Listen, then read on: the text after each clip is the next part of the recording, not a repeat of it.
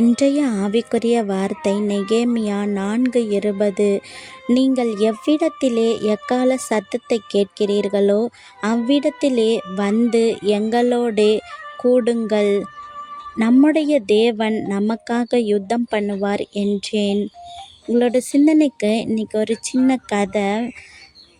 பாபிலோன்லேருந்து திரும்பி வந்த யூதர்கள் எல்லாரும் என்ன பண்ணாங்க அப்படின்னா, எருசலேம் மதில்களை கட்டுறதுக்கு ஆரம்பித்தாங்க. அந்த சமயத்தில் பக்கத்தில் இருந்த எதிரிகளான சம்பல்லாத்தும் தோபியா அப்படிங்கிறவங்களும் அவங்கள கேலி பண்ணாங்க, தாக்கிறதுக்கு வந்தாங்க. ஒரு பக்கம் பிரச்சனை, செங்கல் சிமெண்ட்டு, இன்னொரு பக்கம் வாள் ஈட்டி இதெல்லாம் பார்த்து ஜனங்கள் பயப்பட்டாங்க. நாங்கள் இங்கே வேலை செய்யறதுக்கு பயமாக இருக்குது, இந்த வேலையை விட்டுட்டு போயிடலாமா அப்படின்ட்டு யோசித்தாங்க. ஆனால் நெகேமியா என்ன பண்ணார் தெரியுமா? ஃபஸ்ட்டு விஷயம், அவங்கள அங்கே விட்டு போக வைக்கல, அங்கே வேலை செய்ய வச்சார். பாதி பேரை வேலை செய்ய வச்சார். இன்னும் பாதி பேரை என்ன பண்ணார் அப்படின்னா, பேர் ஆயுதங்களை கொடுத்து காவல் காக்க சொன்னார். ரெண்டாவது பிளான் போட்டார். எல்லாரும் ஒரே இடத்துல இருக்க முடியாது, ஆனால் எக்காலம் ஊதுனா எல்லாரும் ஒரு இடத்துக்கு வந்து சண்டை போடலாம் அப்படின்னு சொன்னார்.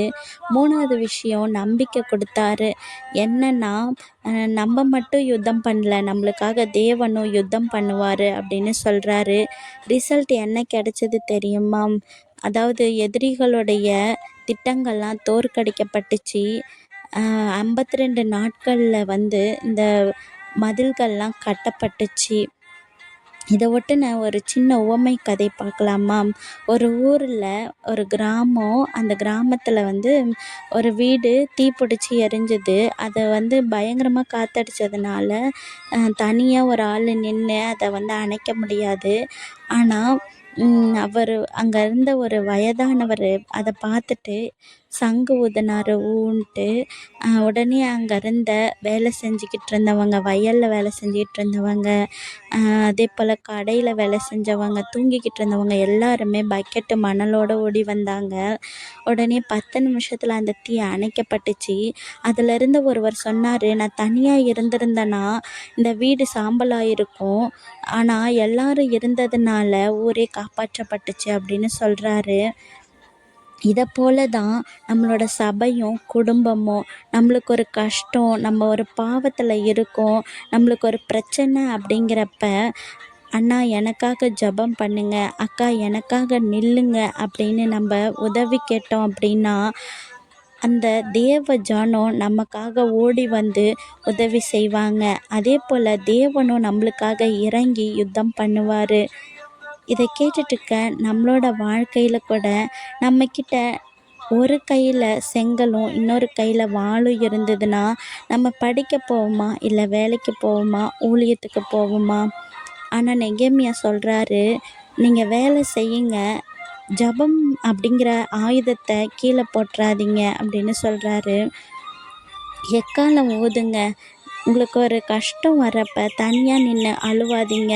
சபையை கூப்பிடுங்க, நண்பர்களை கூப்பிடுங்க, ஜெபக்குழுவில் எனக்காக ஜெபிச்சுக்கோங்கன்னு சொல்லுங்கள். அதாவது அது வந்து பலவீனம் கிடையாது, எனக்காக ஜெபிச்சுக்கோங்கன்னு சொல்கிறது. அது ஒரு ஞானம். யுத்தம் பண்ணுறது உங்களோட வேலை இல்லை, அது கர்த்தருடைய வேலை. பயப்படாதீங்க, என்கிட்ட பணம் இல்லை, பலம் இல்லை, டிகிரி இல்லை அப்படின்ட்டு. பார்வோனை முறியடித்தவர், கோலியாத்தை வென்றவர், இன்றைக்கும் நம்மளுக்காக நம்மளுடைய தேவன் யுத்தம் பண்ணுவார். உங்களோட வாழ்க்கையில் கூட எக்காலம் மோதக்கூடிய விஷயம் என்ன இருக்குது? கடனா, வியாதியா, இல்லை உறவினர்களா, பாவ பழக்கமா? ஆனால் தேவ ஜனத்தையும் தேவனையும் கூப்பிடுங்க. தேவன் உங்களுக்காக நின்று யுத்தம் பண்ணுவார். அன்பின் பரலோக பிதாவே, இன்று நாங்கள் கேட்ட வசனத்தின்படி ஒரு பிரச்சனை வரும்பொழுது நாங்கள் தனியாக நின்று சமாளிக்காதபடிக்கு நீங்கள் எங்களுக்காக யுத்தம் பண்ணும்படியாய் ஜெபிக்கிறேன். இந்த நாளிலும் பிறந்த நாள், திருமண நாள் காணக்கூடிய ஒவ்வொருவரையும் ஆசீர்வதிங்க. அவங்க வாழ்க்கையிலே இன்னும் அதிகமான வெற்றிகளை பெற கிருபை செய்யுங்க. ஆமேன்.